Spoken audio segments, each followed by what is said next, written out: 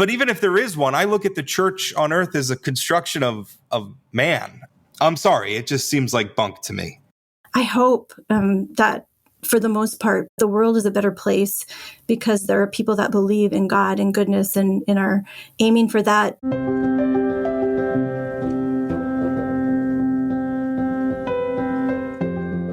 Welcome to Matters of Soul Importance, where we dive deeply into topics of both earthly and eternal consequence.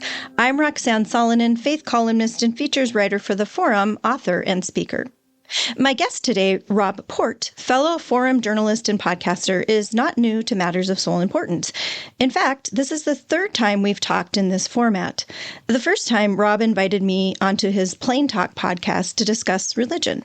I appreciated the conversation and invited him to be a guest toward the end of my first year of podcasting in 2024. As I close out my second year, I wanted to have Rob back on again since dialogue between the religious and non-religious folks tends to get people's attention and are especially poignant, it seems to me, this time of year during the Holy Days season. These conversations are not always easy and stray a bit from my typical approach of simply probing the mind of, typically, a fellow faith seeker. Despite having grown up in a Christian household, on more than one occasion, Rob has publicly declared his disbelief in God. But I believe an important conversation can still be had here, even in our varying perspectives. I believe we can learn something from one another, despite our oppositional beginning points. And I simply believe the conversation, like any, is worth having.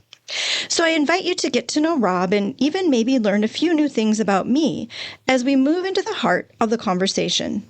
I've employed a bit of a play on words for today's question. Why God? Or why God? The former representing what the atheist might ask as he questions the existence of God, and the latter representing what the believer might ask as she tries to probe the mind of a God she presupposes exists. I think you'll enjoy the conversation, so let's dive right in.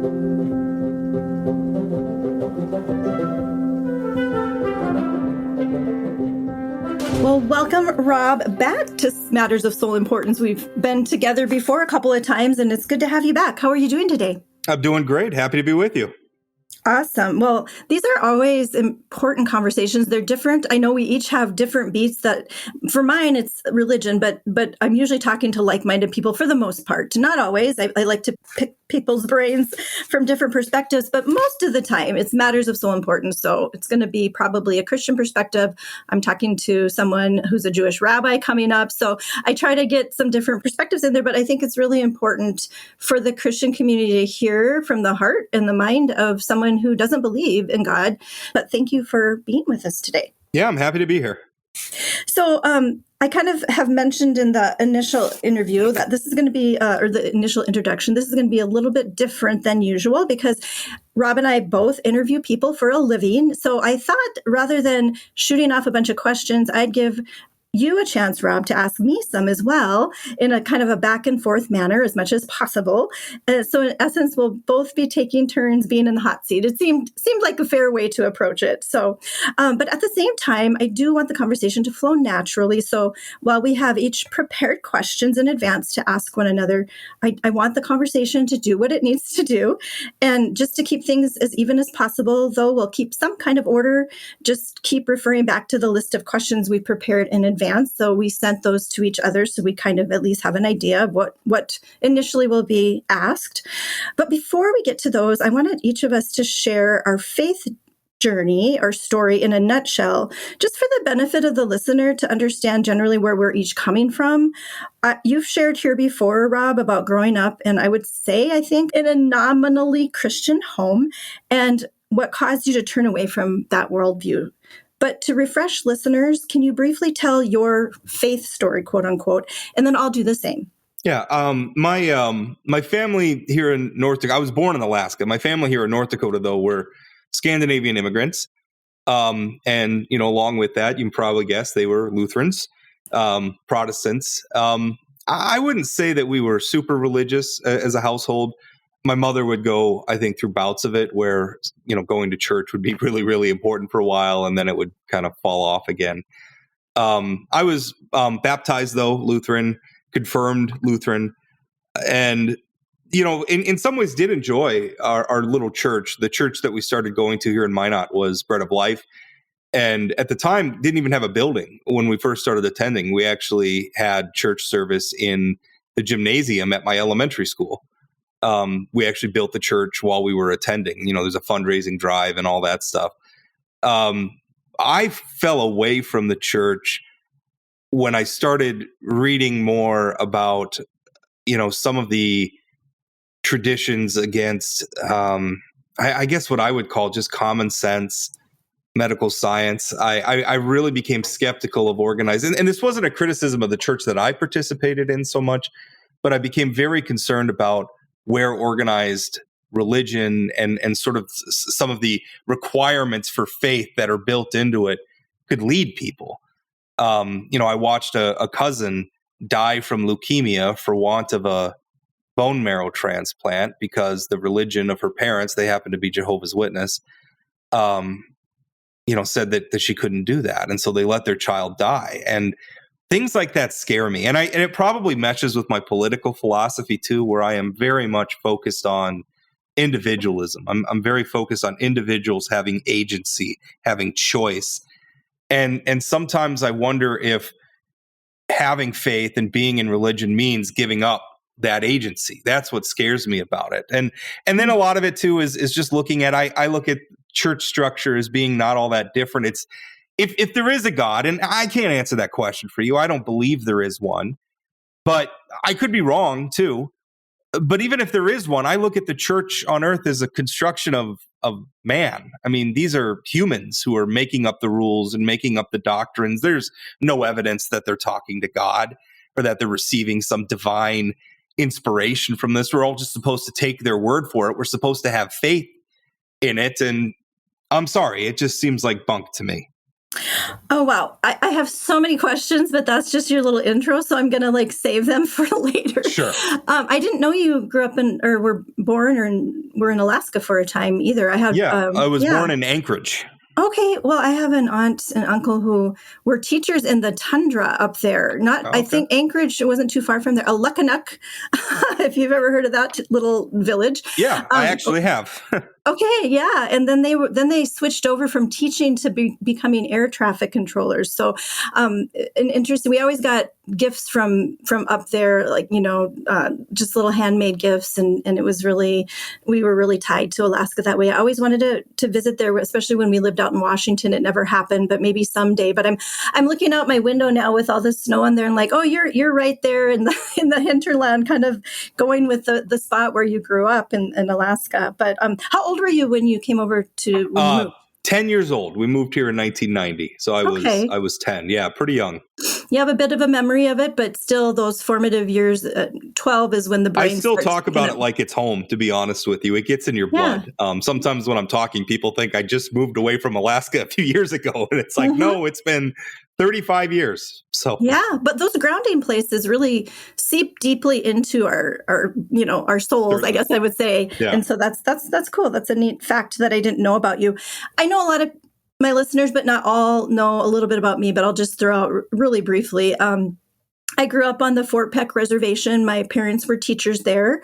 There was a mission church, Our Lady of Lourdes Catholic Church. So a lot of the people went to that church. There were other Christian churches as well. And then there was some of the Native American spirituality was kind of starting to reemerge.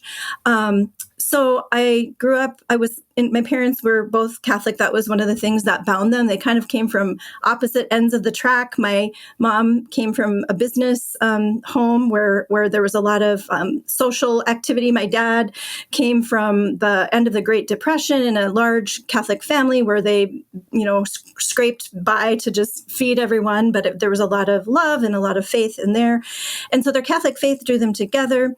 During college, I got involved in a Catholic group, but I had a lot of questions and a lot of people were asking questions of me.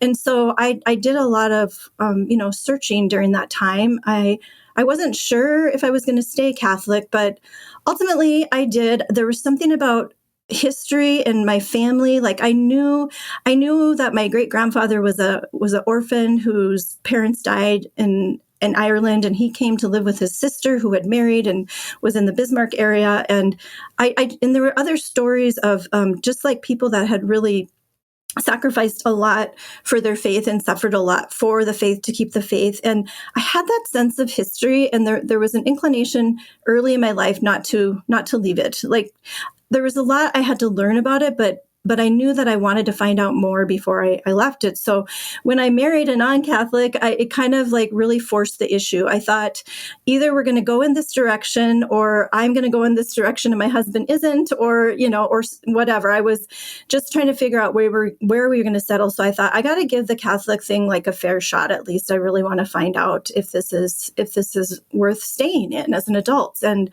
if I want to raise any future kids in this faith. And so I did a kind of a deep dive, and I was a reporter at the time in a very busy newsroom as a weekly newspaper, but it was super busy. It was out in Washington. And every night I would come home and listen to these different tapes. Believe it or not, a cassette tape. There was different organizations that were apologetics at the time that was just kind of starting. And I really fell in love with the church. And I sent my parents a letter, and I said, thank you so much for help bringing this faith to me and baptizing me and bringing me up in this faith.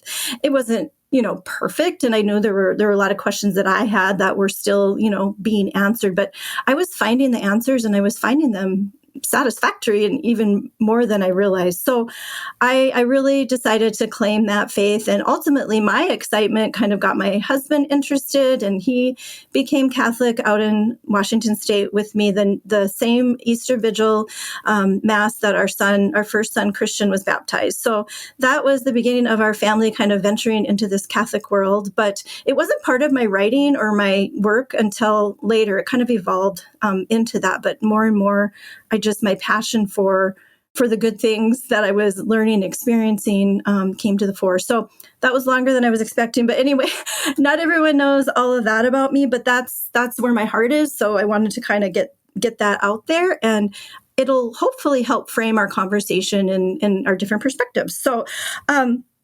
So before we jump in, I want to mention something I noticed in receiving your questions, because we sent each other questions in advance, as I mentioned.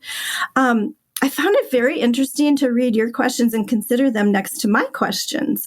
Now, I think something is revealed here in the way we approached this topic of just discussing God and faith. So the way I put it is, why God, or why God?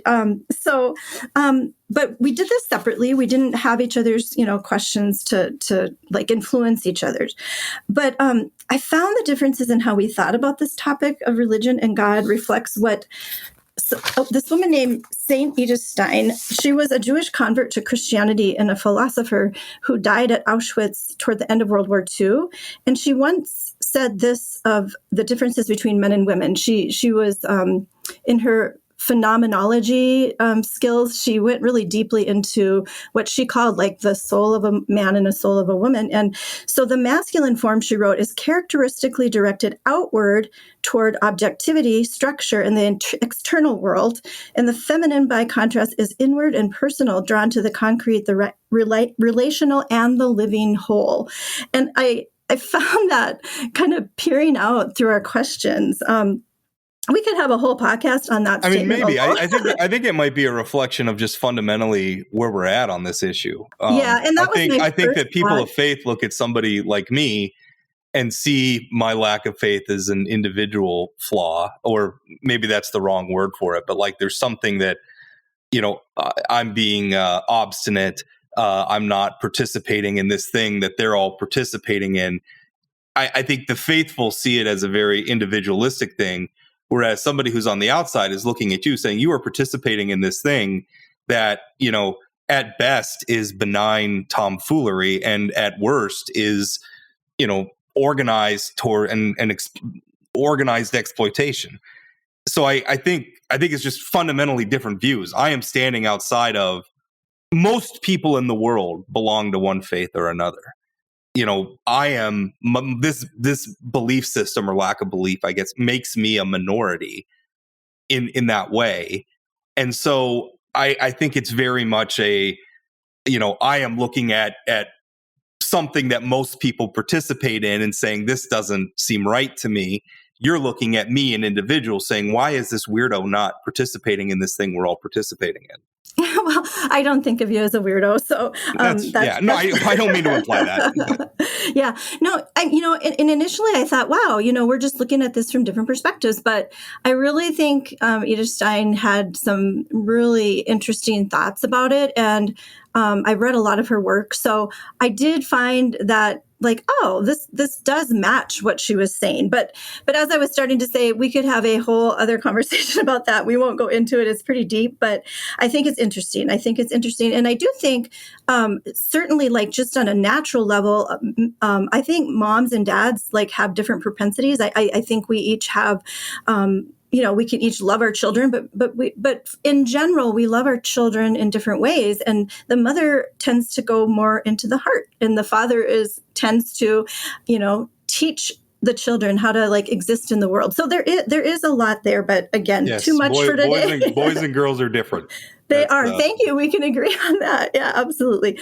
So, okay, now to the questions. Again, we'll alternate back and forth. And since I ended up with a few more, I don't know if we'll get to all these. We might only get to a couple, but I'm going to begin, and then hopefully we can get to most of them from there. So, sure.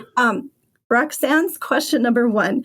You have shared about why you left Christianity a couple times. So I'm curious, Rob, as you reflect back on that now, and I'm thinking particularly of the situation with your cousin, which I find tragic as well, just so you know. I mean, my heart breaks to think that a child could be living, if not for a certain mindset about that is connected to religion. But now, years later as an adult, like, that still affects you. And that's still, I know that's not the only reason that you've left, belief or, faith or whatever, however you want to put it. But that was a core moment for you that you've mentioned a couple times.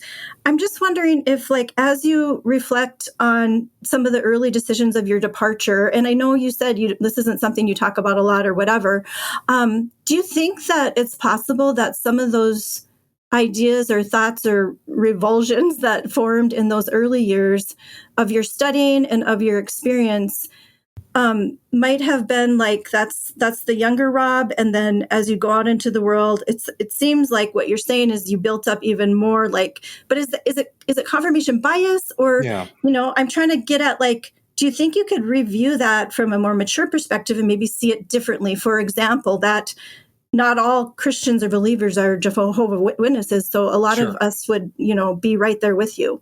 Yeah, I think that, well, first of all, if you look at my professional life, I started a political blog when I was in my early 20s. And as a 45-year-old man now, can look back at some of the things I wrote and believed in my early 20s and see the immaturity in them. So I am familiar with this phenomenon. And I would say that I am a very different person than I am in terms of my political trajectory. I'm a different person at 45 than I was at 21. I would hope most people are a different person in their 40s than they were in their 20s. We all grow and we all change, and that's normal. So, I mean, you're asking me, though, looking back at this, I would say, if anything, I've become more confirmed in it. And I mean, I'm watching where a lot of the opposition to things like vaccines are coming from. Just the ignorance is being spread in a lot of ways by the religious community. I don't, and to me, it's really hard because I think what you're asking me, I think this sort of, conversation you want to have with me really breaks down to two different things. I mean, one, there's my personal belief in whether or not there's a God. But then second, I think there's an ancillary question that is distinct, where even if there is a God, is organized religion a net positive in the world? And increasingly, even as I age, I'm beginning to question whether or not it is. And I didn't always feel that way. I mean, mostly I felt that it was benign. I mean, in a lot of ways, I felt it was like the Elks Club, people coming together and doing good works and having fellowship and all that stuff. I mean, you get those out of fraternal organizations. But really, and especially in the Trump era, watching the degree to which so many churches have become political weapons, allowed themselves to become political weapons, and spread discord and hatred and again, ignorance. is very troubling. Now, again, I don't want to paint with a broad brush. Not every church is like that. Not every Christian is like that. But I don't know that religion is a net positive in the world, specifically organized religion. But I see that also as distinct from individual faith and belief, if that makes any sense. So, no, looking back, I don't know. I feel like I have gained more insight, and I feel like, at least in this area, it's confirmed my earlier conclusions. Okay, so I want to ask one question, and not like, I don't want to stall on any one question, but there was something that came up early in what you were just saying that struck me. You were talking about the COVID vaccine issue and how a lot of not just COVID. I mean, not just COVID, but that's certainly part of the vaccine. Right. But let's just take that one example because it helps me, I guess, to be more specific. Just that one example. And so then as you were talking, I was thinking, well, why is that? And my perspective is, I think people, at least the faith tradition that I come from, actually holds free will as a high ideal. And so I think that might be one of the reasons people of faith are grasping onto that. Not that we're saying no to something like that, but let us have a chance to discern it. And so it's interesting because but it's not just because, again, the question of well, should we mandate vaccines or should we not mandate vaccines? That's even distinct from the question of whether or not these vaccines have efficacy. And a lot of what you're seeing come out of the religious community is not even really about vaccine mandates, but attacking the efficacy of the vaccines themselves, which in some cases, I mean, we have generations of Americans who have taken some of these vaccines, but we're now seeing the rates fall.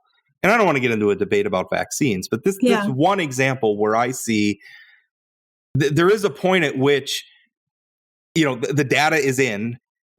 Some of these vaccines work. I understand the COVID vaccine was very new and it was rushed out. That's a separate thing. But some of these things, like, whooping cough. I mean, Kentucky just announced 3 children's deaths from whooping cough, and the children weren't vaccinated. We saw measles outbreaks over the summer. This is nonsense. And a lot of it's being spouted by people in the religious community. And there's a point at which you can't just hang your faith on something that's untrue and say, this is what I want to believe. It doesn't change and make that thing suddenly true. But again, I think because you are so intent on like autonomy and free will, I just would say, and I don't want to I will never support a law forcing a needle into somebody's arm. I don't want to mandate vaccines. I do want to fight in the court of a public opinion people who spread things that are wrong and ignorant and stupid about vaccines. I do want to fight that. Well, we agree there, so I'm going to leave it there. That's good. I think we both hold that ideal as high as far as like being able to discern and think through and whatever. And I know you have a thought about religious people that maybe that were constrained in that way, but I would argue otherwise. But we'll continue with our conversation and maybe we can like unpack some of that. So basically, it's your turn to ask me, Rob. Yeah. So setting aside, and I kind of touched on this, where I think there's a distinction between the question of God and whether such an entity exists. And I guess maybe if it does exist, how we go about worshiping him. And I guess that's my question, setting aside the question of God. Why do we need a church? And our churches that are created this way, are they glorifying God or are they glorifying man? Yeah, so that's a good question. It's interesting because I had read something and shared it on Facebook a couple days before I got that question, and it kind of led to that or connected with that. But this is it. A man asked a priest, "If God is everywhere, why do I need to go to church?" And the priest replied, "The whole atmosphere is filled with water, but when you want to drink, you have to go to a fountain or a well." That's just, one like just demonstration of kind of like, why do we go to church? But there's so much more than that. And I want to get to. Yeah, but the fountain or the well in this case has a collection plate attached to it. I mean, sure. I struggle with the idea that a lot of these churches are businesses. I mean, they're making money.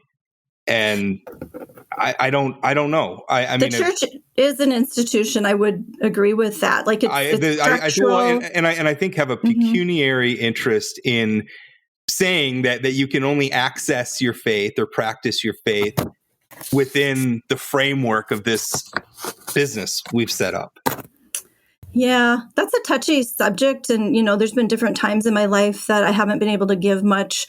But the church allows for things like giving of your time.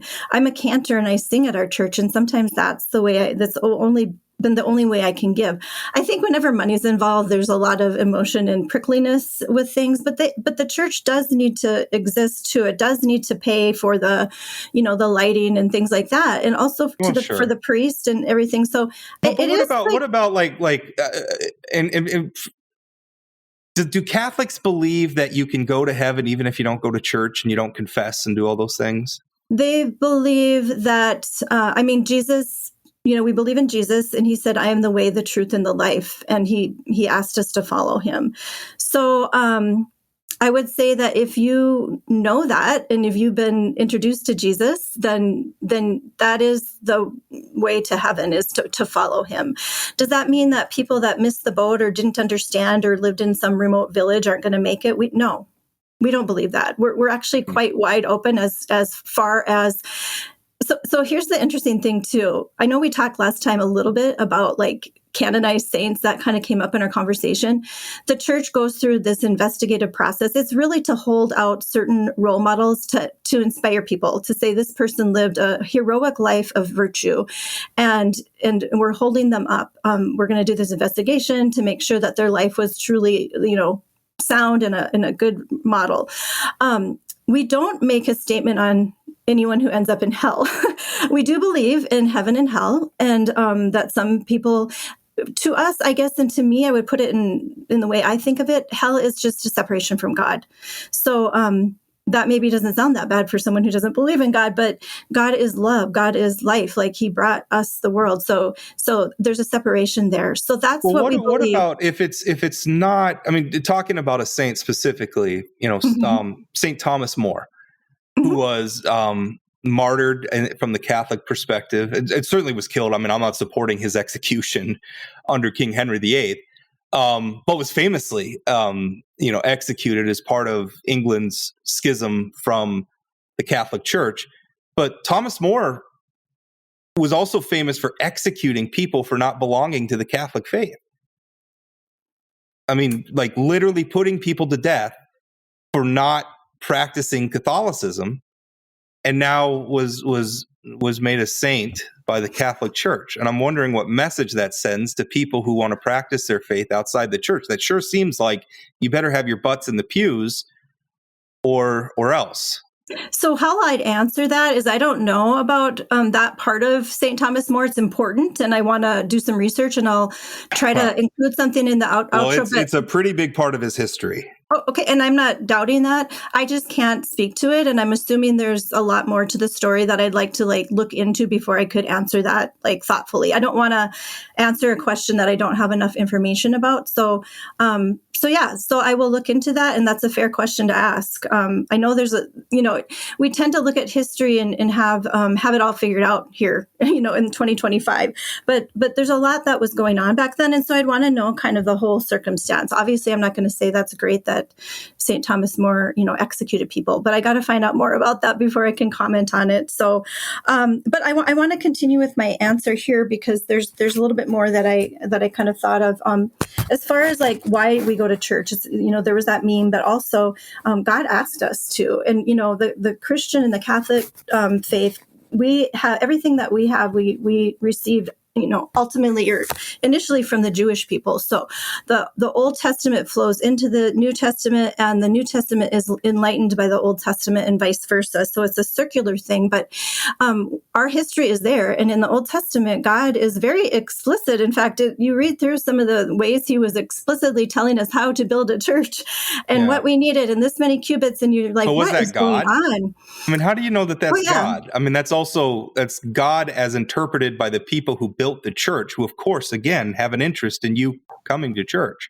Yeah, I'm going to start with the baseline that was God, and so that's a whole other conversation to It's going to be hard for us to find consensus when that's your basis, I guess. Yeah, I'm giving you your basis, and I'm just asking you to give me mine, and it's okay for you to question it and all that, but the basis for me is that, as I said in the beginning, that I have believed in God, and I believe that the God of Abraham is as depicted in the Old Testament is God, and there's lots of evidence for that, and it continues on, and but it's a matter of faith. We don't just believe just because someone told us. It is a matter of, there's that leap of faith, as Kierkegaard said. So, but anyway, so I guess, and you asked, like, why do we need to go to church, or why do we need a church?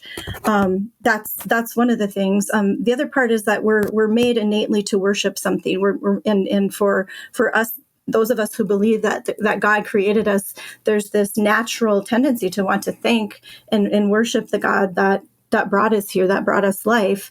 And it's in every human being to worship something. Some people worship other things, like a football team or whatever, but there's something in us that wants to like thank and kind of like, hold holy something that we admire and that we're grateful for. And so that's another reason we go to church. I thought it was interesting because some of your questions, like there was a question within the question or a presupposing of, like, when you said, are we glorifying God or man? Maybe I could ask you to share a little bit more about what you think about that. I know I'm belaboring this question, but what do you, is your experience that we go to church to glorify ourselves? Is that what I'm trying to understand? I think sometimes the religious leaders, and I mean, look at the long tradition of televangelists who live like rock stars and travel the world. I mean, they have millions and millions of followers and obviously have copious amounts of money given to them on the idea, on the premise that they are glorifying God with their donations, but instead you have some, very slick pastor riding around the country in a private jet and driving a Rolls Royce and all these things. I mean, that exists. That's part of the history of Christianity. And even, looking at the Catholic Church, some of the Protestant Reformation was about the degree to which bishops and cardinals were living sumptuous lives and exploiting people who were giving the money. And so sometimes I look at, the riches of the Catholic Church. They have a literal palace in Rome. And I look at a lot of these things and say, is this really organized around glorifying God? Or is this just a tradition of people who are able to climb that hierarchy within the church, reaping the benefit from just keeping it all going? Because I don't know. It's hard for me to argue when you just say, I have faith that God ultimately is behind all this, because I'm looking at an apparatus that was set up by men to elevate some men over other men to get it's a story as old as time, whether you want to talk about politics or anything else, just some people elevating themselves over other people and profiting from it. Yeah, we did touch on this last time too. And I had brought up, like, my husband and I both did this Bible in a year where we went through the whole Bible, and it just it's a podcast day by day, throughout the year. And that was really helpful for me. And like going back, like thinking about the Old Testament and how humans continue to mess up, even the ones that God had touched, like it's like, really, you keep like doing stupid things over and over again. And God keeps giving us chances, and he keeps coming to try to like wake us up and shake us up and say, hey, that there's something bigger. There's something better. To me, from my perspective, it feels like having your cake and eating it too, because when the church leaders issue some papal bull or some edict or some new doctrine, they're acting in God's will. But when they say cover up the abuse of children or mass graves or the Magdalene laundries in Ireland, well, then that's an example of their human frailty. And from my mind, it's like, well, they're always human, whether they do that or they do this. Like, you get to pick and choose. You get to pick and choose. Like, oh, in this instance, they're acting as God's voice on earth, God's representative on earth. But in this instance, well, that's just an example of their human frailty. I don't see these distinctions. Let me ask you though, Rob, then, and I didn't mean to interrupt, but no, that's fine. Would you say that there's sometimes you act it with goodwill and then other times maybe not? Well, sure, but when I act with goodwill, I'm not claiming to represent some all-powerful deity either. I'm just me. I'm flawed, and I'm a human just like anybody else. Yeah, I would say when people sin, and certainly that there's a lot of that going around, that that's not glorifying God in any way, and that is human frailty, like showing itself. And when that happens, thankfully because of the church, we have a way to go back and ask for forgiveness. Going into a confessional to ask for forgiveness is a very humbling act. And a lot of people, even Catholics, are like scared of it because we're having to voice out loud what we have done wrong. But that's the beginning point. That point of humility is the beginning point for transformation. And we're given a new chance every day. And maybe in your mind that like seems like a little bit slick and not fair, like you said, but that's the beauty of Christianity, is that God doesn't give up on us. And I think so much of us as being parents and how we're looking at our children and they keep stumbling and they keep messing up. And yeah, we get mad every once in a while and we see their humanness, but at the same time, we're not going to give up on them. And that's the way God looks at us. That's from my perspective. So I see where you're coming from, and definitely like we don't always handle ourselves well and we cause a lot of scandal. I mean, that is just, but that's always been and it always will be, unfortunately. But each generation has a chance, is given an opportunity to come to God and try to be better. And I would hope that most people that are sincere believers do there is a net gain in the world from the people that truly have good hearts and keep trying, but they're going to keep messing up too. It's just, it's just that when I look at one systemic scandal after another, where entire swaths of the church organize themselves around avoiding accountability and covering those things up, it seems to me that when it comes to a lot of organized religion, the most important thing, more important than anything else, more important than protecting children or protecting individual person, is perpetuating the organization, perpetuating the institution. I think, and ultimately, I think that's when I ask, why do we need a church? It feels like we need a church for human needs, not for divine needs. Oh, yeah, 100%. Like the church is for us. God gave it to us as a gift to be able to come to him and come back to him. But that's not my point. I mean, that's not the point that I'm making. I mean, I think it's serving financial interests, power interests, like these very human and not necessarily altruistic things.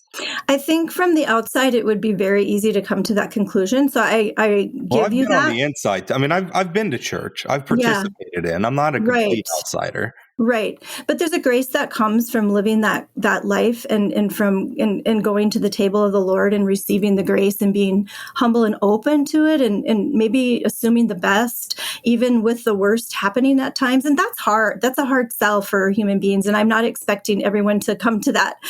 I've had different experiences that have allowed me to come back to that, the living waters, and to keep being replenished, even though I make mistakes all the time. So I don't know, that's just the beauty of it. But I understand, like, if you're just looking from the outside in, it can look very corrupt, and it is at times. So that's the truth. But it's always the hope of that renewal that brings me back, and I think others. And I do think it makes for a better world, even despite the flaws. But, I know that's tough. So, okay, I'm going to ask my question now, and then you'll have the next one. But so are there any people of strong faith convictions in either like your personal world or beyond, whose stances and ways of moving about the world that you admire, not just because of who they are, but because of their like faith grounding and their faith conviction? So someone who makes it very plain that their faith is what motivates them. I'm just curious, like, do you have anyone like that you would say, like, yeah, they're doing a pretty good job? Yeah. Well, it's hard for me because I mean, to me, the faith part is irrelevant. Like, to me, is what they're saying truthful? Does it make sense? Does it promote what's good in the world? How they worship or whether they worship at all doesn't matter that much to me. I will say though, because I thought a lot about this question, and obviously, I mean, there's thinkers and authors that I like. I'm a huge Tolkien fan. He was a devout Catholic and considered his voluminous work an expression of his faith. I love Tolkien's stories. I'm a huge Tolkien. We could do an entire podcast on me just talking about Tolkien. Obviously, if you love Tolkien, you have to love C.S. Lewis. Who was an atheist for a while and came to faith later in life. I admire a lot of the things he said. I would say contemporary Russell Moore. who's a former leader in the Baptist church. And particularly his fighting, and I think this is where I admire his. I don't share his faith, but I admire his faith because he's sticking to his guns about how he thinks the church ought to be and how he thinks people's relationship with God ought to be at a time when so much of religion, at least here in America, has been turned towards political ends, has been sort of annexed by our political divides. He's a voice that I look at and can respect. Because I'll be honest with you, it is very hard for me when people tell me, I oppose same-sex marriage because of my sincere spiritual beliefs, or, I don't want to work Sundays because of my sincere spiritual beliefs and all these things. And then the same people turn around and make excuses for someone like Donald Trump and say, oh, well, sometimes God's tools are flawed. That seems like hypocrisy to me. Watching so many people of faith tolerate someone who clearly stands for things that are at odds with the things that they believe makes me doubt their faith in the first place. Why should I respect your sincere beliefs when they don't seem that sincere? Well, that's a whole other thing. So we're going to leave that there. And I was kind of riffing on why I admire Russell more. That's definitely the debate that he's participating in. Right? Yeah. And I truly appreciate that. And I love Tolkien as well. Great storyteller. And yes, a contemporary of C.S. Lewis, and they were buddies. So that's awesome. No, I just wanted to hear if there was anyone that you could. And yeah, those people definitely professed their faith and would say that that's a reason that they are who they are and what they do. So I appreciate that, Rob. So now it's your turn. Do you see any danger in the sort of faith that many religious leaders demand? And I say this because I don't think that faith in and of itself can be a bad thing, but I think it can be a dangerous thing. I think it's like a gun where you could use it to protect people, right? You could also use it to rob a bank. I think it can be a dangerous thing. So do you see that too, where faith can be exploited and used to hurt? So this is one of the several questions you threw out that I feel like I need like a specific example. And maybe again, it's my female brain, or I don't know what it is, but I want to get at a specific thing so I can answer that as thoughtfully as possible. If we want a specific example, then how about the televangelist who has people, is convincing people who can't maybe afford to give the money to their church, and then they're flying around in a private jet? Have you ever seen Fletch Lives, the second Fletch, the movie? I haven't watched any of them. No, I'm sorry to say I've not watched any of the Fletch movies. Sorry. My husband's a big Chevy Chase fan, and Fletch Lives, I mean, it's kind of skanky in some parts. So I'm not saying go out and watch it with your kids or anything like that. I didn't realize that till I was an adult, and we're like, oh, but there's some funny parts in it. And one is that he's pretending to be a televangelist, and it's pretty hilarious. Someone's saying things in his ear. And anyway, it's you should go watch it sometime and you'll understand what I'm saying. But obviously, so those sorts of scandals where, you've mentioned it before, people getting rich off of, the prosperity gospel. I guess that's not a Catholic idea. And I know we have our own issues, but I would be with you and sort of frowning on that. And I think our faith has to be very simple and very humble to be effective. And we, like I said earlier, we do need money for the church to operate. And there's always that human propensity to take it to somewhere else. We have to always be checking ourselves. Catholics also, in particular, and Christians also do a lot of good with their money. Also, doing mission trips and soup kitchens. Although it's not just money. I mean, say, for instance, in the Mormon faith, where maybe some of the fundamentalist Mormons who will say, well, it's God's teaching that I should have many wives, and next thing you know, the religious leader is asking to marry your 12-year-old daughter. I mean, now if that's me, I say, no, sorry, check, please. I'm not, you, the religious leader, are telling me that this is part of my faith, that I have to allow this or stand aside and allow this to happen. And at that point, I'm exercising my individuality, my individual agency, and saying, no, check. But there's a lot of people that don't. There's a lot of people that allow their families to be abused, that allow themselves to be abused. because a faith leader told them that it was God's will. Yeah, I think that is dangerous. And I will be forthcoming, and I might alienate some people, but the Catholic Church doesn't believe that Mormonism is an authentic Christian faith. I don't think they believe in the Trinity, and their founder was Joseph Smith, who came around in America. But I'm talking about religion in general. I mean, I not the Catholic Church specifically. Mm-hmm. Although, I mean, we could talk about, Catholic leaders who have led people down the primrose path as well. There's a Bible scripture verse about leading the millstone around the neck. If you lead any of these little ones astray or whatever, you deserve to be thrown into the, So Jesus and God have some pretty stern words to say to those who would be in a position of leadership and would lead people astray or be scandalous in that way. So I think there's going to be a fair amount of people that profess to be religious that will end up in hell. Actually, I'm just going to say that. And I hope I'm not one of them. I'm going to work every day to try to not be. But I think we'll be surprised in the end. So God has it all in hand, and we really don't know how it's all going to turn out. For me, I just have to, I really can only do my own thing and hope that it has an effect and hope that it has that net positive effect that you're talking about. I can't really control anyone else but myself. I can assess things like what you're saying where things are dangerous, and I think we would probably have a lot of common ground there. Yeah. I think, and I will, I mean, that is so central to my questioning organized religion specifically. Is just it's a lot of power to give people, and you really have to have a lot of trust to hand that over to them.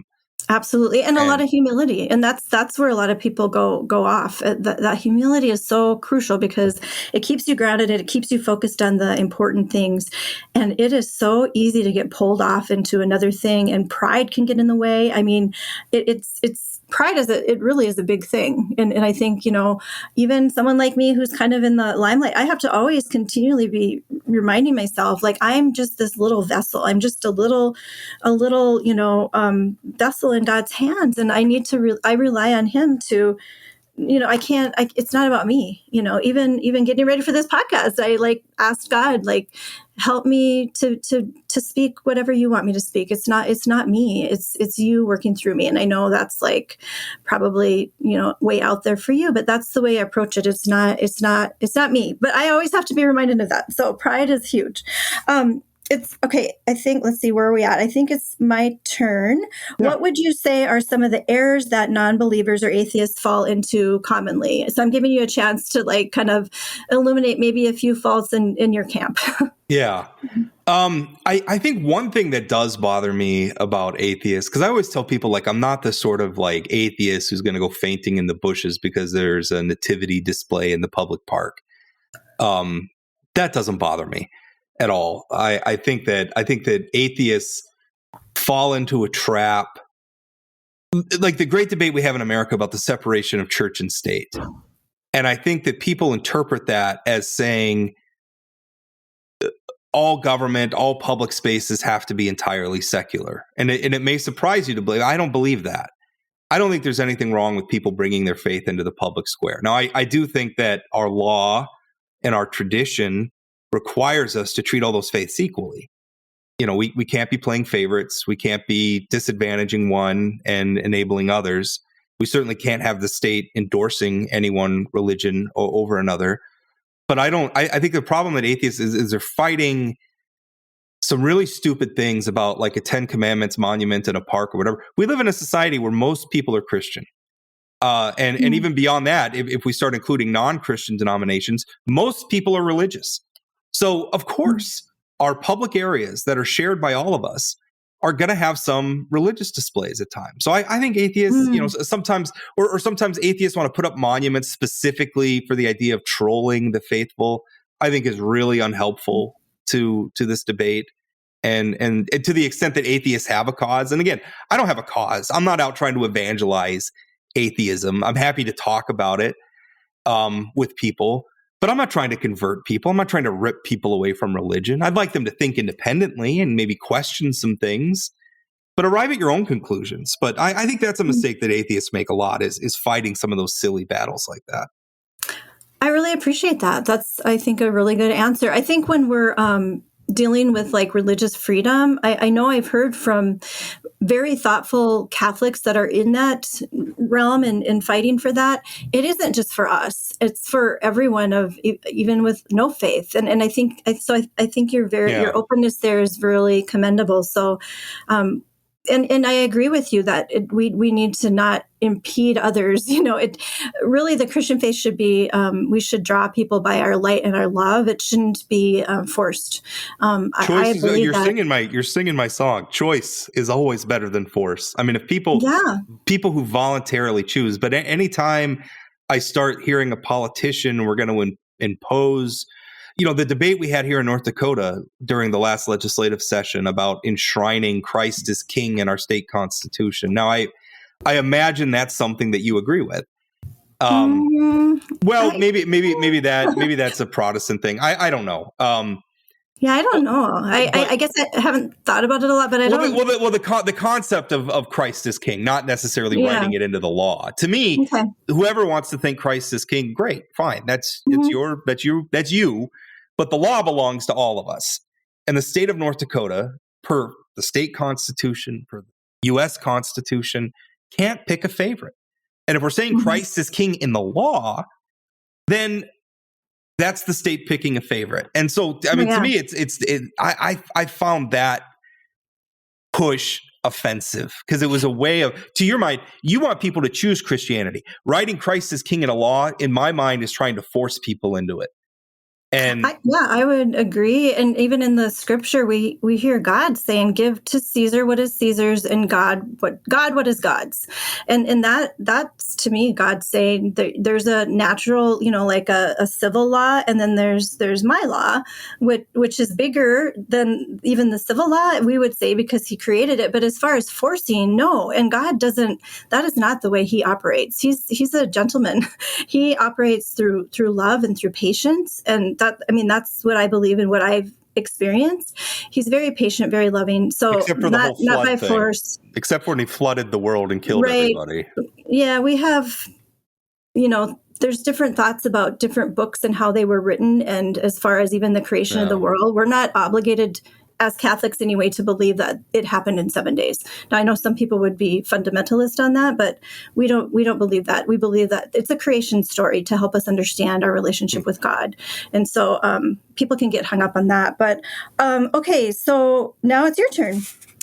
Do you feel, and we already covered this a little bit, but do you feel the degree to which many religious leaders have taken sides in politics is dangerous? And when I say dangerous, obviously I mean maybe to our society, but also maybe to organized religion, where, if a church that is picking a side politically is by definition going to alienate some people in the public.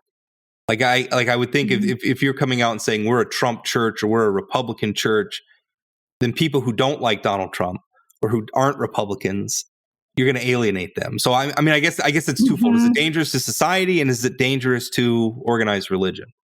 I have a friend right now who's not Catholic, and she's attending a church that she's starting to feel alienated from because of the very thing that you're saying. And so that's dangerous, because now she's being alienated from the community that has fed her and lifted her spirits. And so I don't know, because I'm not in that situation, but I've listened to her and understood that, you have to be careful. I know Catholic priests aren't supposed, they can speak on issues, obviously pro-life and encourage that, but they can't endorse candidates or things like that. So there is a reason that, there's a fine line there. Again, we can't cut off and not be able to discuss our beliefs in the direction that our leaders would have us go. But at the same time, we can't, no one can endorse in the Catholic Church a specific political leader.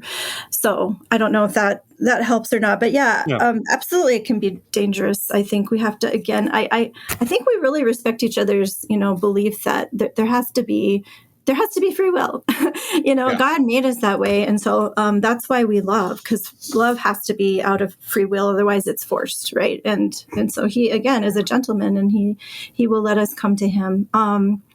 So, okay, I'm going to go next. What do you think are the greatest misconceptions people of faith have of those who do not have faith? And you kind of addressed that a little bit already, but I'll give you a chance to expound on that if you want to. Yeah, I think the big one is that we don't have morals, or that we're not capable of having a moral grounding outside of a spiritual framework.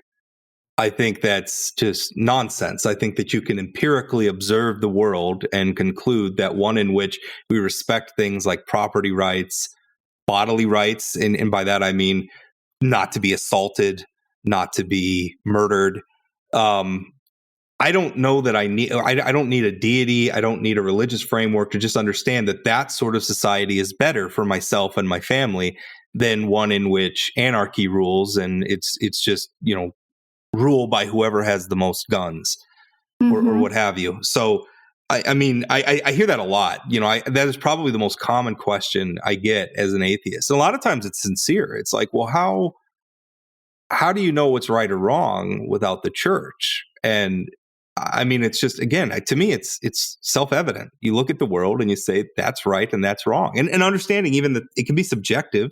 And I would argue even among religious leaders, what's right and wrong is subjective. There's some people, I think, who would describe themselves as devoutly Christian who believe that abortion should be legal. Clearly in the Catholic tradition, it's the opposite.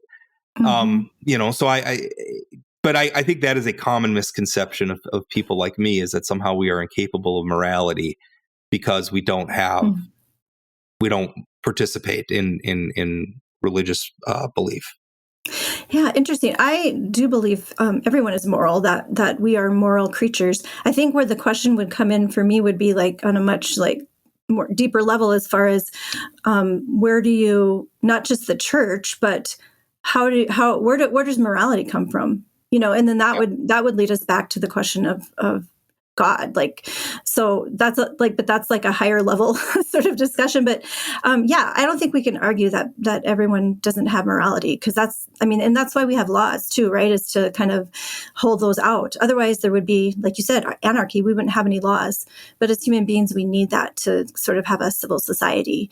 And that, really, laws is kind of about morality. It's in a way, wouldn't you say, something's good, something's bad, and we have to figure out as a society how to kind of enact those things, because in and of ourselves we would be Lord of the Flies. We would just and I think I mean in a way, I mean it's government. I mean that's an area where religion and government probably overlap, and that government is just a way of how can we live together, and organize this society so that instead of, again, that's all democracy is, right? It's just a way for us to settle our disputes and to try to find some degree of consensus in a way that's not, whoever has the most guns gets to make the rules. I mean, that's really it. And I mean, that's very simplified way of describing it, but that's really it at the end of the day. It's just, and people say we can't legislate morality. Well, it's all morality. All of it is.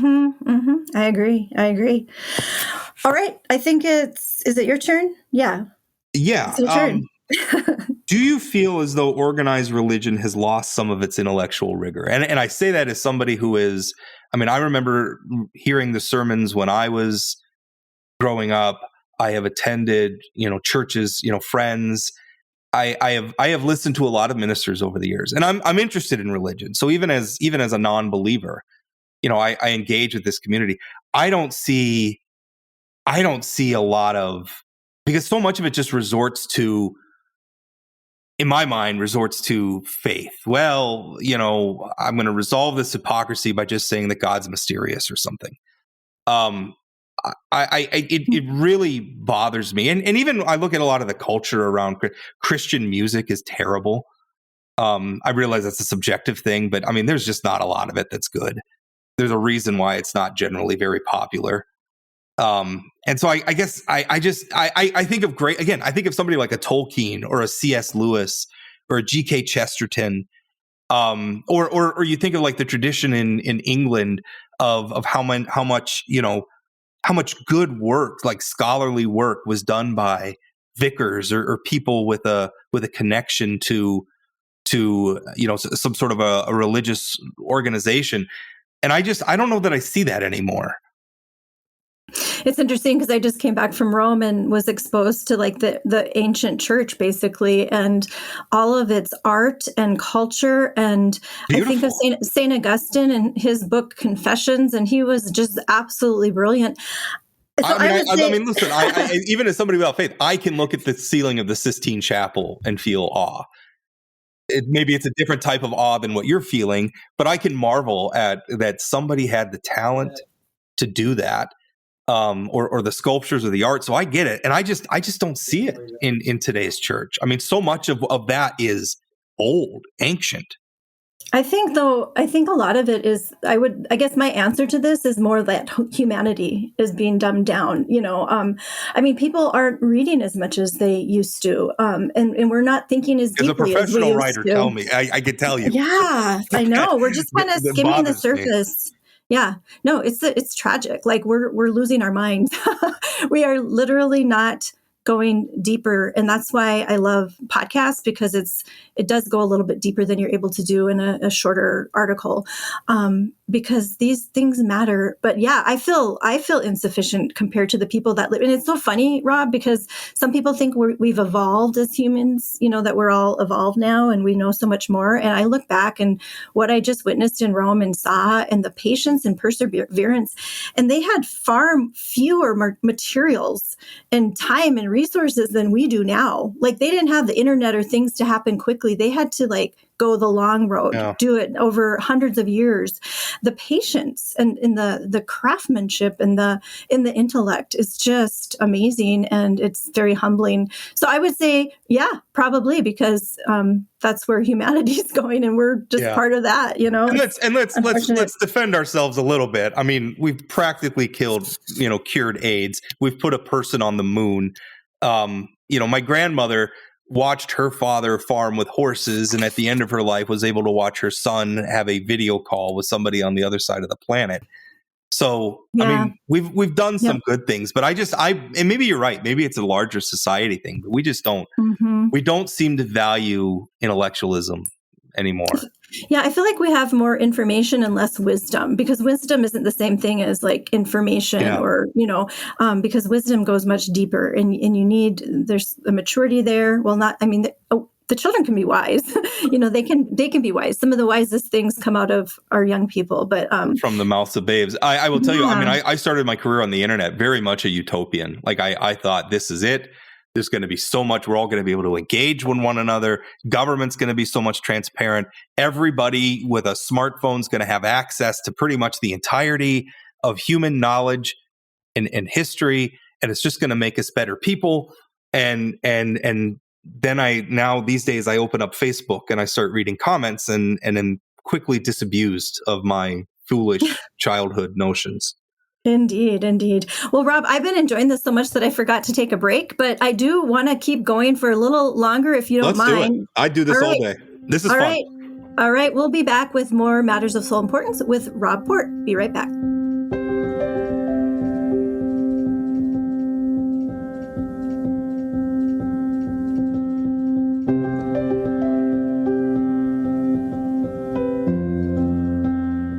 Get 6 months of local news for just $2. You get unlimited access to the news and information you need to stay connected to your community. Visit inforum.com/subscribe to get 6 months of local news for just $2. Welcome back to Matters of Soul Importance. I am really enjoying this conversation with Rob Port of Plain Talk podcast. He was kind of one of my mentors in a way. Like I tapped him early on, like, how do you do this? And it took a while for me to jump on board, but I really appreciate him. And so we're working our way through some questions. I hope you've appreciated this so far. The question I have next for Rob is, this is kind of a deep one, but maybe it'll be a simple answer. I don't know. What would it take for you to believe in God? I bet you've been asked that before, but I want to hear what you think. It usually comes, and I mean, probably I'm doubting Thomas, right? I have to touch it, I have to see it, I have to feel it.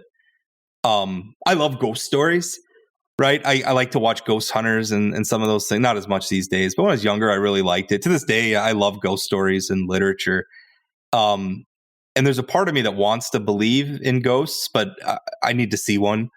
right? I need to have it. And I've never had one. I've never had a religious experience. And I think it would take something to just, stepping out from behind the veil to show me that I don't just have to believe that all these old men wearing silly hats and costumes speak for God and just take it on faith that they are.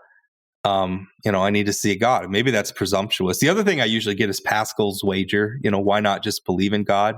Hedge my bets a little bit. And I guess my rebuttal to that is if God is as just as most of the major religions make him out to be, Christianity, Judaism, Muslim, I don't know that entity is going to be concerned with whether or not I was a doctrinaire Christian. I think I'm hopeful that a just God would look at my life and the way I've chosen to lead it, and conclude that I'm a good person from that.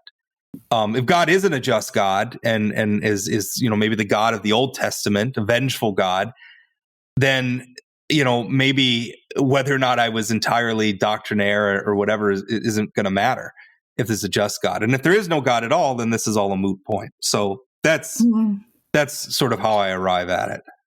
Yeah, you're leading into, I think, your next question. Before we go there, St. Thomas, I know you know about him, and he had to touch the wounds. And I'm something of a skeptic. I think I mentioned that before, as far as I don't believe just everything. I really have to. I remember, okay, you'll like this story. So we used to have Christmas in Bismarck at my grandparents. They lived in a historic old house, and that was my grandpa was born in, and they had a big picture window. There was a grand piano and then a picture window out there. And one time my dad brought my sister and I over to the picture window, and he's like, "Do you see Santa out there?"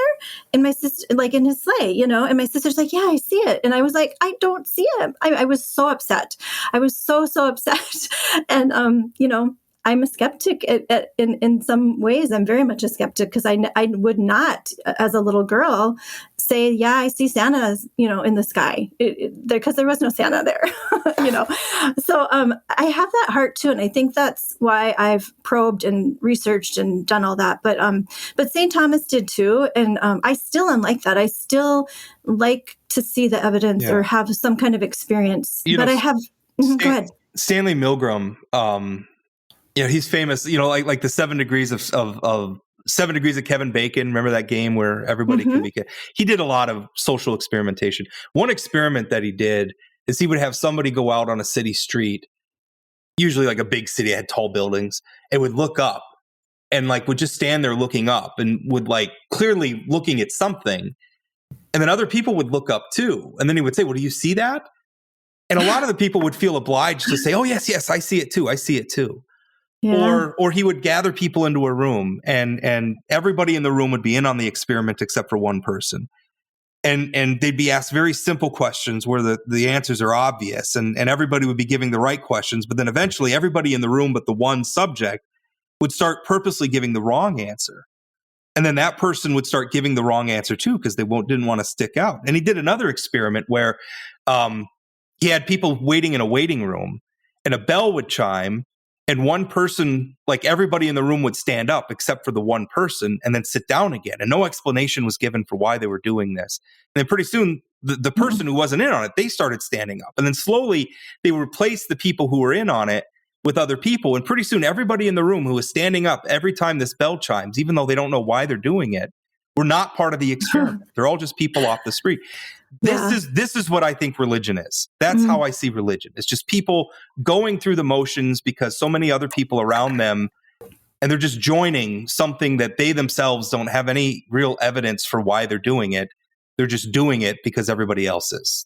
And I don't mean that to be belittling, but that's how I see religion. Yeah, that hasn't been my experience, though. I mean, you would probably say that must be, but it was different for me. It was growing up in a home where that became a light for me. And we didn't have a perfect Christian home.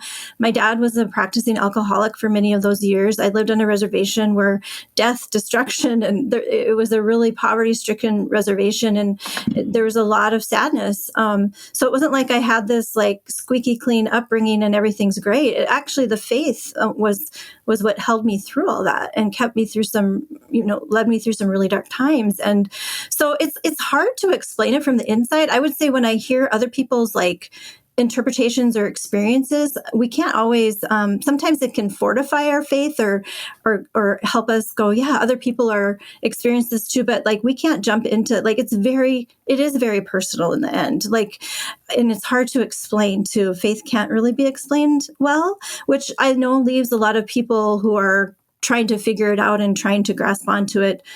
It's not enough, right? But it's also like at some point, again, it's that leap of faith that we took at some point because we did have some experience. I would say like the experience that you say that you haven't had that like kind of pushed you over the chasm. I've had those, and I don't expect anyone else to like resonate with those because that's my own personal journey, but it's very real to me. And it just keeps like, there keeps being fortification for it, and it does make my life better. And I hope other people too. Again, you brought up early on that net gain. I hope that for the most part, people of faith, that there's enough goodness in there to make it worth it for others, that the world is a better place because there are people that believe in God and goodness and are aiming for that despite all the ones that ruin it. It seems like the ones that ruin it, we remember the negative stuff more. But I think if we live in a state of gratitude and assuming the best in one another, maybe something else will emerge. So those are my thoughts there. But it's your turn. So you can go ahead, unless you had anything to respond to that. No. I honestly, it's nice to hear some. I don't know if skepticism's the right word for it, but maybe some acknowledgement that the church maybe is what people make it, and there is a risk that the church can be used. I mean, to me that's a refreshing thing because, and maybe it's just my perception as an outsider. A lot of what I get from religious people is absolutism, which is frustrating. My next question though is if God is as Christians depict him or her or it, I guess as the case may be. If that entity is benevolent and just, then why the focus on enforcing ritual and conformity beyond merely telling people to lead good lives? On Judgment Day, is the God of Christian faith going to care more about how often I went to church or whether I was a good person? And I guess obviously I gave my view on that in a previous answer, but that is something that, and I guess it also gets into my larger concerns about maybe organized religion could be exploitive in that it sort of demands people have something more than an individual relationship with their spirituality. I guess that's why. I mean, why? If God is just, doesn't God just want us to be good? I mean, does God really need us to tithe and do all these other things too? I kind of think of it like a family. Like we need a family, a community helps us move through the world and like, loves us and we love them and warts and all. Like they're not perfect, but it's the way we're set up even as just human beings to move in groups. And I think, when you have faith in God, to move in a faith group makes sense to have that fortification. I have a group that meets every other Saturday and we read a spiritual reading and we talk about it and we share about it and we apply it to our daily lives and we question things and we pray for each other and we share our sufferings and we share, so that's what it is. It's not just you go to church on Sunday, although that's important. Like God asked us, keep holy the Sabbath. Like there's certain things, and he didn't do it to be a mean dad. It's like any other thing that we, ask our children to do. Do this because it's going to be good for you. And you might not understand right now, but just do this thing and do it consistently and your life will be better because of it. And so again, I come back to that he is benevolent. He is kind. He is a gentleman. I think the people sometimes, skew that a bit. And also, I think sometimes if we had a negative relationship with our earthly parents, our earthly father, we can tend to see God as a tyrant, but also God is Jesus. And Jesus was about love and about transforming the world and changing hearts and bringing us closer to the things that really matter, and about being having humility. And also, he died a cruel death, and he didn't try to stick up for himself. He didn't say anything. He just let it happen. And I think, part of it is he knew that as humans, we were going to suffer, because that's part of the human condition. And we're here to learn how to love. And he showed us, this is what love means. I'm going to lay down my life for you. And then you will see that the heavens opened up at that point, and there's hope. And again, he never gives up on us. I know I kind of went on a tangent there. I don't know what was the question. So anyway, I think of it coming back to, why do we do that? Why do we have to go? Number one, I already explained that we have this innate thing in us as humans to worship something. And as people that believe that we were created by God, that is the first person, that's the first entity that we need to worship, because everything we have is from his hand. And so to acknowledge that and to pay him homage is like something innate in us, I would say. So that's that first part, is to worship. When we go to a Catholic church, we bow down because we believe that he is truly present there. And so we first acknowledge him. So it's not about us. It can be, people can make it that way, but it's not meant to be that way. It's meant to worship him and to approach him in humility and receive his love and grace. So all those things to me are valuable, and not only for ourselves. We go there to get fed and to get replenished, and then we go out into the world, hopefully, and bring that to others and love others the way he loved us. So that's kind of my answer of why we enforce those things. It's just like a parent enforcing different things that a child should do to grow in character, grow in virtue. The child might not understand at the time why, but eventually he'll understand. He'll look back and go, okay, those things were good for me. They built up my muscles. Working out every day pays dividends. The athlete understands that. So we need the same thing in our spiritual life. And that's why, that's one of the reasons. There's a lot of things I threw out there. So go ahead and respond, Rob. Yeah, I mean, I guess that makes sense. And I think it's really hard. And I don't want to cast the church, because again, I think a church that comes together for fellowship and to run a food bank and to help other people and contribute to their community, I'm not going to ever object to that. That's a good thing. That's a positive thing. And if people find, humans like to form themselves, you say people have to worship something. I think it's more that humans like to be together. We're not, I mean, there's some examples of people like to go out and live on their own as hermits or something. But for the most part, humans like to be around other humans. We like to organize ourselves with like-minded people. I mean, that's just part of the human condition, both for both good and ill.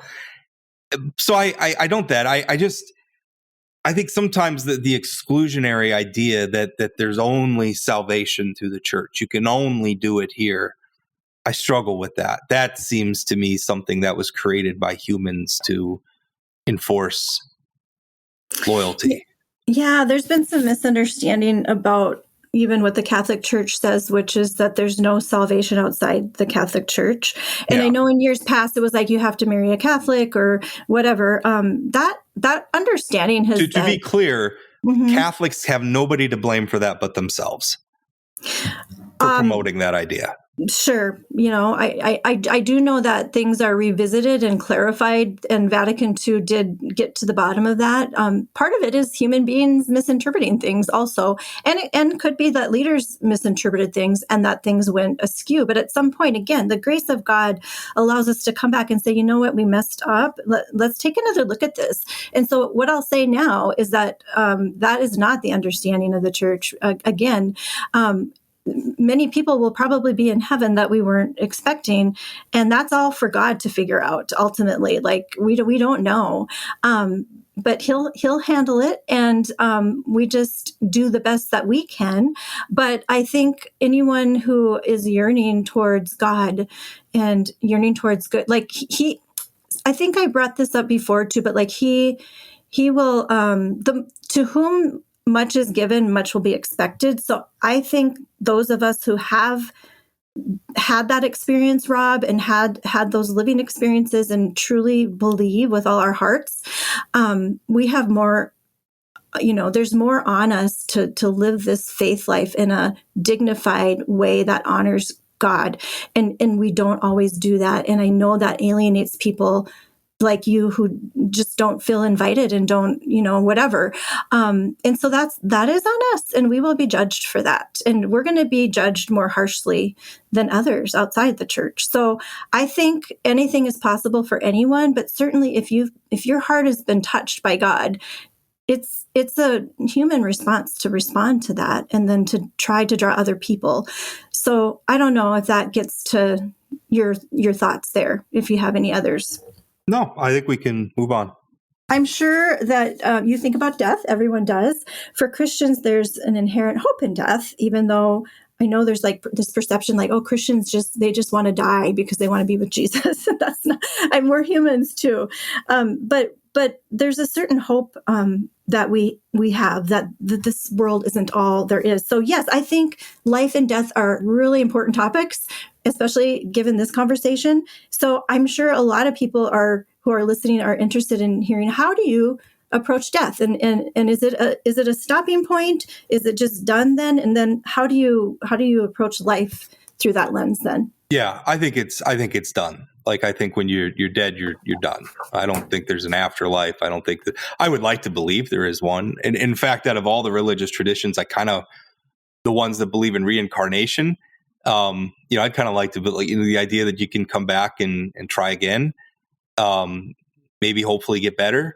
I like that. I like the concept of it. I don't think it's any more true than heaven is. And the reason why I liked this question in particular is because this is probably what my wife struggles with the most. My wife is religious.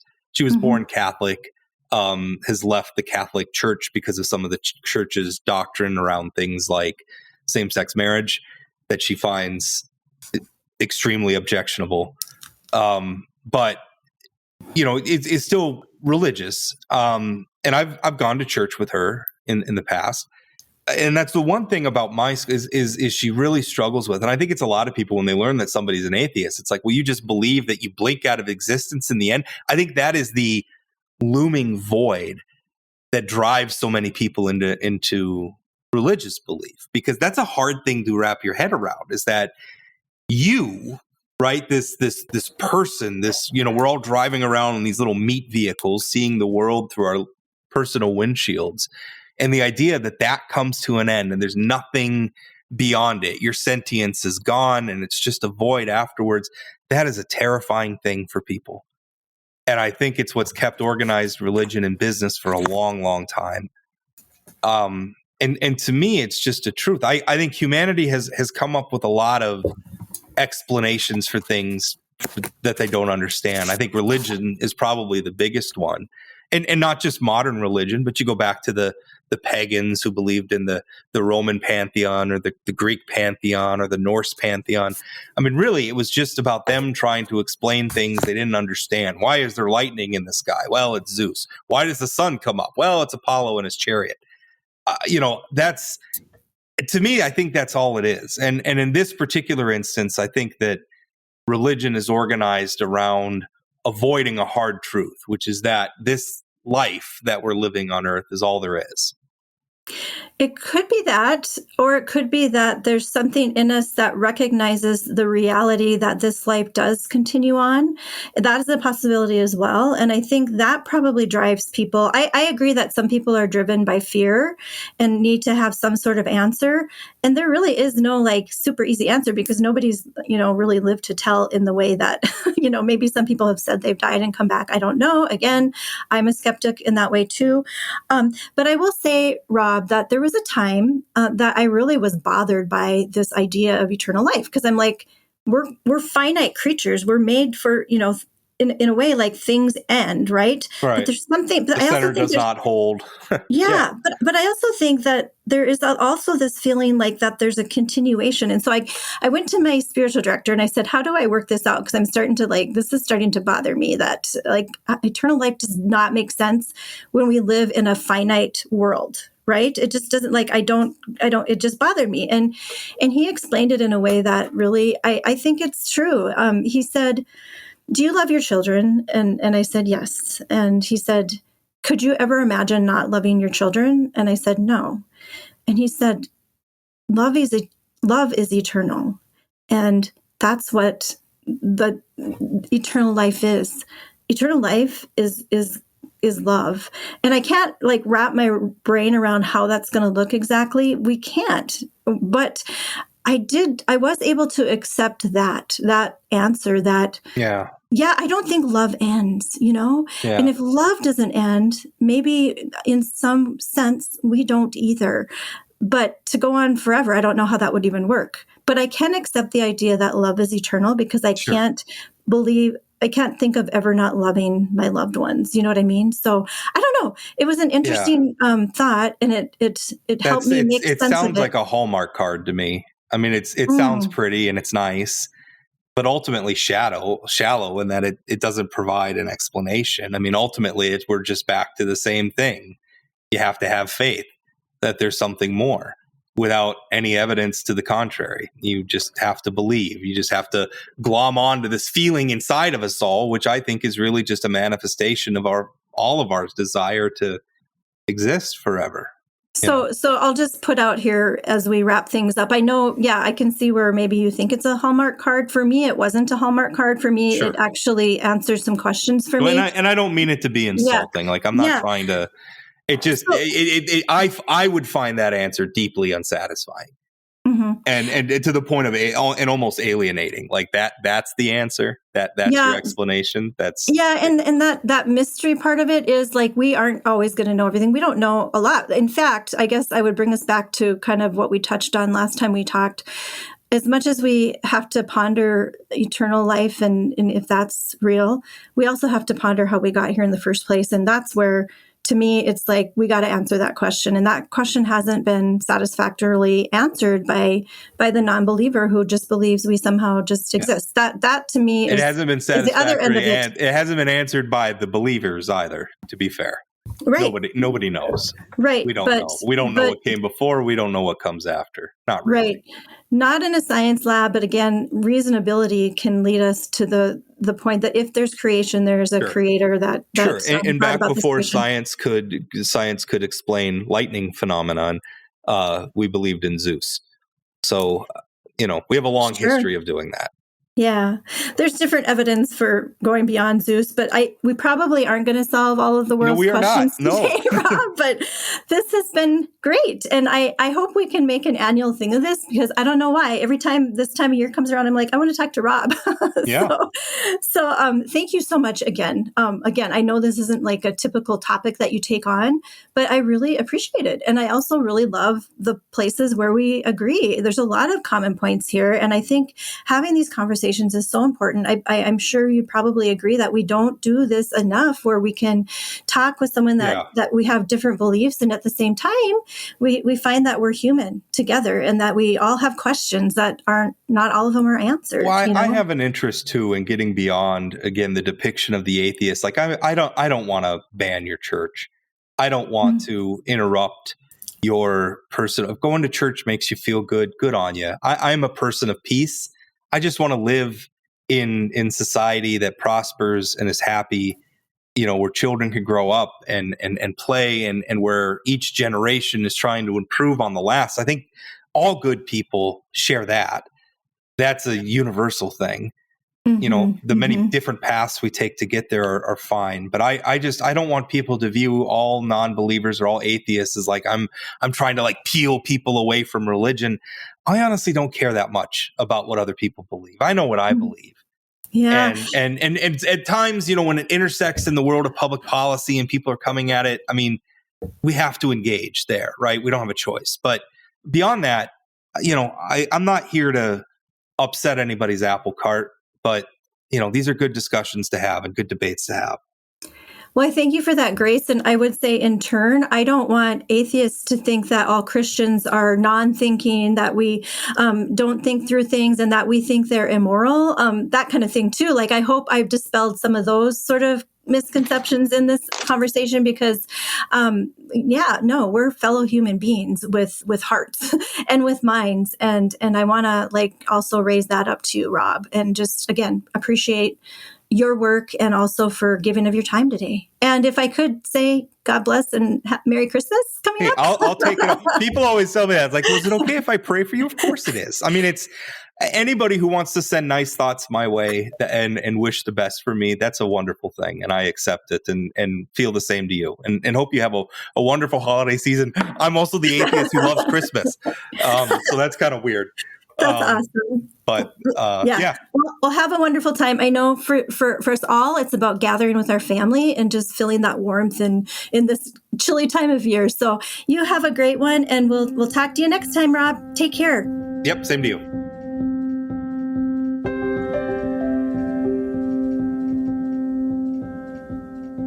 Why God? Or why God? The point of this episode wasn't so much to make a definitive determination of God's existence, but to search out each other's brains and hearts on the topic of religion. This episode was pretty fast-moving, with a lot of moments that seemed to beg for some refinement. So I'd like to circle back to a few spots that deserve a bit of expounding, from my end of things at least.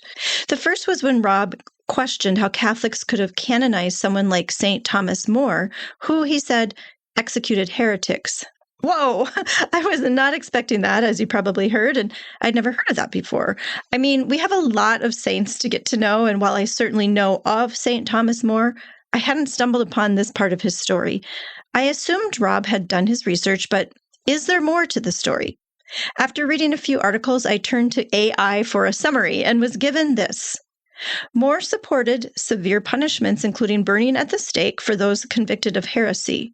This reflects the harsh attitudes of his time toward religious dissent. Now, that doesn't answer the question altogether. It does hint at, yes, there were some rough moments in there. But what was going on in the culture at that time? I contend that this part of the discussion still needs more context, which isn't something we could have tackled in a matter of the hour that we had. I also assume it's one of those cases in which the story has been simplified to an unfair degree, much like the Crusades. People are complex, stories are multi-layered, and to be able to adequately answer why the church would elevate someone like More, one would need to understand, again, what was really going on at the time for the church to have done so. I trust that the church had good reason for their decision to canonize him, and I would emphasize that we can't always judge history based on the standards of today, as AI also suggested. That's about all I can say on that for now. I also referenced the millstone verse, but I didn't have it handy. There are several instances in Scripture in which this verse is mentioned as having come from Jesus himself. In Matthew's version, from chapter 8, verses 6 and 7, we read, "If anyone causes one of these little ones, those who believe in me, to stumble, it would be better for them to have a large millstone hung around their neck and to be drowned in the depths of the sea. Woe to the world because of the things that cause people to stumble. Such things must come, but woe to the person through whom they come." I'd mentioned this in reference to Rob's complaints about corruption and other ills perpetuated by believers. We do have a higher calling to be extra vigilant because of the gift of faith we've been given. It is a gift that must be guarded, cultivated, and cared for, not squandered, nor used for ill or misrepresented. Have we always guarded this gift as we ought? Only we can answer that question for ourselves. I also mentioned something about working every day to get to heaven, and almost immediately I realized my phrasing is only going to feed into the age-old misunderstanding of some Christians that Catholics think they can earn their way to heaven. For the record, we don't believe that. We believe, like others, that we are saved by grace. Our response to that gift through our actions, in part, does have consequences and can affect our salvation. I should have said instead that I try to work on myself to live the most virtuous life possible. And then Rob asked toward the end, why not just tell people to live good lives rather than insisting on ritual and church attendance? If I'd been on my toes, I would have said, because we'd surely blow it. We need more than just to be told, now go be good. We humans are very weak and prone to sin. The church is meant to be a guiding light for us. It's also a dispenser of grace to help keep us moving along the narrow road. We simply need those guardrails because on our own, we just end up messing up over and over and over again. Speaking for myself, at least, I know I can't become a saint on my own. I need Jesus and his church to keep me steadily on the path. Finally, I want to thank Rob again for being open to this conversation. Honestly, I would have more of these discussions if I could be guaranteed they'd be as gracious as my conversations with Rob have been. Yes, we have great divergences on some points, but even more important than winning a debate, I feel, is challenging ourselves to be kind in the midst of natural disagreement. I find it refreshing and hopeful that Rob and I have been able to move through these conversations with good feelings in the end. I also love that he's an atheist who loves Christmas, which is why he tends to come to mind this time of year. Well, in a couple of weeks, I'll be back talking to a fellow Christian and asking the question, how do we get over grief? Until then, don't lose sight of the light.